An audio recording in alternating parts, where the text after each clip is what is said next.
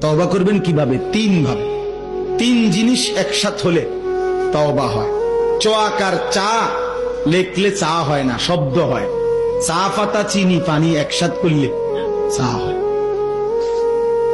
চয়কা চা লেখলে কি হয় না? চা হয় না, চায়ের শব্দ হয়। তওবা তওবা করলে তওবা হয় না, তওবার শব্দ হয়। তিন জিনিস একত্র করতে হয়।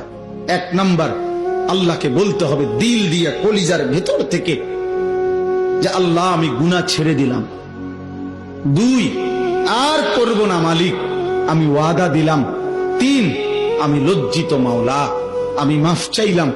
খোদার কসম, যদি দিল থেকে কেউ বলে, ছেড়ে দেওয়ার নিয়তে আসলেই বলে এবং ছেড়ে দেওয়ার জন্য গুনাহ চেষ্টাও করে, আল্লাহ বলবে বান্দা এই গুনাহ যদি আসমান পরিমাণও হয়, সমুদ্রের ফেনা পরিমাণও হয়, পৃথিবীর সবচেয়ে উঁচা পাহাড়ের চাইতে যদি উঁচা হয়, আমি একসাথে মাফ করে দিলাম।